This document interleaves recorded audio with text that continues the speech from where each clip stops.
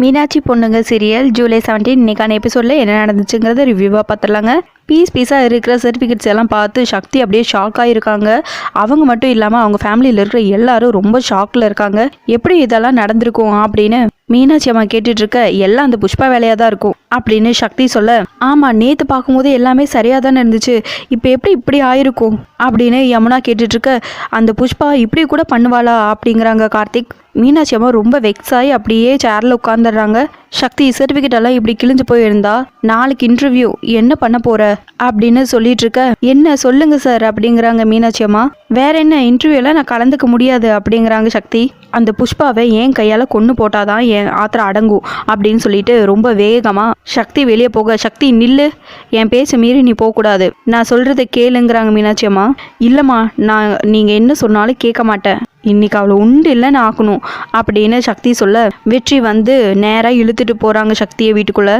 ஆத்திரத்தில் கை விட்டா அண்டாக்குள்ள கை நுழையாதும்பாங்க, கொஞ்சம் கோபத்தை விட்டுட்டு பொறுமையாக அடுத்தது என்ன செய்யலாங்கிறத யோசி சக்தி அப்படின்னு மீனாட்சி அம்மா சொல்லிட்டு இருக்க, ஒரிஜினல் சர்டிஃபிகேட்ஸ் எல்லாம் வாங்கணும்னா போலீஸ் கம்ப்ளைண்ட் கொடுக்கணும், 3 மாதம் வெயிட் பண்ணணும், காலேஜில் சர்டிஃபிகேட் காப்பிக்கு அப்ளை பண்ணணும், இப்படி எவ்வளோ ரூல்ஸ் இருக்குன்னு தெரியுமா? நீங்கள்லாம் உணர்ச்சி வசப்பட்டு யோசிக்கிறீங்க, ஆனால் ரியாலிட்டி வேற. இந்த இன்டர்வியூவில் நான் கலந்துக்கவே முடியாது, அந்த புஷ்பா சரியான இடத்துல அடிச்சுட்டா, நம்ம தோத்து போயிட்டோம் அப்படின்னு சக்தி சொல்லிட்டு இருக்க, இல்லை சக்தி, நான் இதை ஏற்றுக்க மாட்டேன், நம்ம கும்பிடுற தெய்வம் உண்மைனா கண்டிப்பாக இதுக்கு ஒரு வழி இருக்கும், அந்த வழி என்னன்னு தெய்வமே சொல்லும் அப்படின்னு மீனாட்சி அம்மா சொல்லிட்டு இருக்க, நான் ஒரு வழி சொல்கிறேங்கிறாங்க பிரின்சிபல். சார் வழி இருக்கா, என்ன வழின்னு சொல்லுங்க சார் அப்படின்னு வெற்றி கேட்க, சக்தி ஸ்கூல் படித்தது காலேஜ் படித்தது எல்லாமே எங்ககிட்ட தான், சிஓ கிட்ட நான் பேசுகிறேன் அப்படின்னு பிரின்சிபல் சொல்லிட்டு இருக்க, police complaint sir, tahsildar approval sir அப்படின்னு சக்தி கேட்க, வெற்றி உங்களுக்கு தெரிஞ்ச இன்ஸ்பெக்டர்கிட்ட பேசி சர்டிஃபிகேட்ஸ் எல்லாம் 3 மாதத்துக்கு முன்னாடியே தொலைஞ்ச மாதிரி ஒரு எஃப்ஐஆர் மட்டும் வாங்க முடியுமா அப்படின்னு கார்த்திக் கேட்க, அது ஈஸி சார், அது ஏன் பொறுப்பு, நான் பார்த்துக்கிறேன், தாசில்தார் எனக்கு தெரிஞ்சவர் தான்,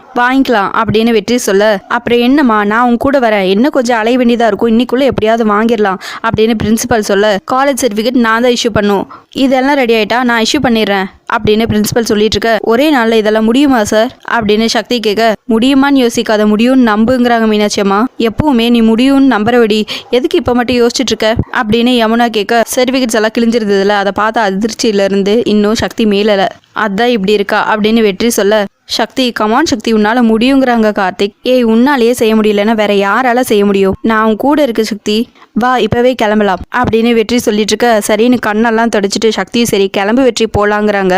ஆமா சர்டிஃபிகேட்ஸ் எல்லாம் கண்டிப்பாக கிடைக்கும், அதை வாங்கிக்கிட்டு நான் இன்டர்வியூக்கு போகிறேம்மா, இன்டர்வியூ முடிச்சுட்டு நான் இங்கே வரேன் அப்படின்னு சக்தி சொல்ல, சரி இரு வரேன்னு சொல்லிட்டு மீனாட்சி அம்மா போகிறாங்க. மீனாட்சி அம்மா அந்த பக்கமாக போனதுக்கப்புறம் சக்தி வெற்றிக்கிட்ட, முதல்ல நம்ம சர்டிஃபிகேட் வாங்க போகல, முதல்ல அந்த புஷ்பா வீட்டுக்கு போய் அவளை 4 அரை அரைஞ்சாதான் என் மனசு ஆறும் அப்படின்னு சொல்லிட்டு இருக்காங்க. அதுக்குள்ளே மீனாட்சி அம்மா வந்துடுறாங்க, சாமியெல்லாம் கூப்பிட்டு கற்பூர ஆரத்தி எடுத்துகிட்டு கொண்டு வந்து காட்டுறாங்க. சக்தியும் வெற்றியும் சாமி கும்பிட்டுறாங்க. சரி நீ புஷ்பா வீட்டுக்கு போக மாட்டேன்னு சொல்லி எனக்கு சத்தியம் பண்ண அப்படிங்கிறாங்க மீனாட்சி அம்மா. அம்மா நான் எதுக்குமா அங்கே போகிறேன், நான் சர்டிஃபிகேட் வாங்க போகிறேங்கிறாங்க சக்தி. ஏய் நான் உன் அம்மாடி, உன்னை பற்றி எனக்கு நல்லா தெரியும், முதல்ல சத்தியம் பண்ணுங்கிறாங்க. சரின்னு சக்தியும் சத்தியம் பண்ணிடுறாங்க. முதல்ல சக்தி வெற்றி பிரின்சிபல் எல்லாரும் தாசில்தார்கிட்ட போய் பேசி நடந்ததெல்லாம் சொல்லி சர்டிஃபிகேட் இஷ்யூ பண்ணுறதுக்கு பெர்மிஷன் வாங்கிடுறாங்க. சரி நல்ல விஷயம் தானே பண்ணிக்கணுங்க அப்படின்னு சொல்லிடுறாங்க. அவங்களும் பிரின்சிபல் போய் சர்டிஃபிகேட்ஸ் எல்லாம் இஷ்யூ பண்ணிட்டு இருக்கிற நேரத்தில் கரெக்டாக அவருக்கு ஒரு ஃபோன் வருது. அதை அட்டன் பண்ணி பேசின தாசில்தார் உடனே பிரின்சிபல் கால் பண்ணி, நீங்கள் எப்படி ஒரே நாளில் சர்டிஃபிகேட் இஷ்யூ பண்ணி தரலாம், இதில் பெரிய வில்லங்கம் இருக்குது, நீங்களும் சைன் பண்ணாதீங்க, நானும் சைன் பண்ண மாட்டேன், அப்புறம் நம்ம 2 பேர் வேலைக்குமே பெரிய பிரச்சனை ஆயிரும் அப்படின்னு சொன்னதுமே பிரின்சிபலும் இதை முடியாதுங்கிற மாதிரி சொல்லிடுறாங்க. இது எல்லாமே அந்த புஷ்பா வேலையாக தான் இருக்கும் சார், நான் போய் அந்த தாசில்தார்கிட்ட பேசி புரிய வைக்கிறேன், நீங்கள் கொஞ்சம் கூட வந்து ஹெல்ப் பண்ணுங்க சார் அப்படின்னு வெற்றி கெஞ்சவோ சரின்னு ஒத்துக்கிறாரு பிரின்சிபலும். இன்னொரு பக்கம் மீனாட்சி அம்மா ரொம்ப தவிச்சிட்டே இருக்காங்க.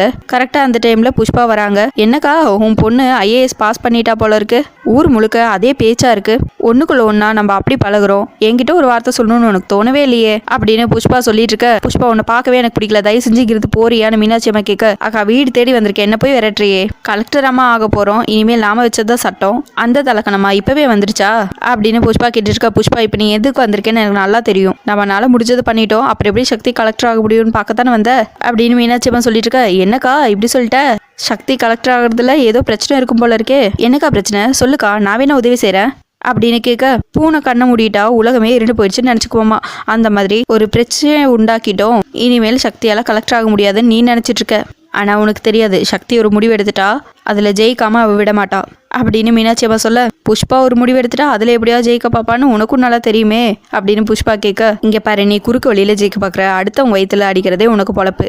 ஆனால் நாங்கள் அப்படி இல்லை, மான மரியாதையோடு வாழ்கிறவங்க, உன்ன மாதிரி எப்படி வேணாலும் வாழலான்னு நினைக்கிறவங்க நாங்கள் இல்லை அப்படின்னு மீனாட்சி அம்மா சொல்ல, ஏய் அப்படிங்கிறாங்க புஷ்பா.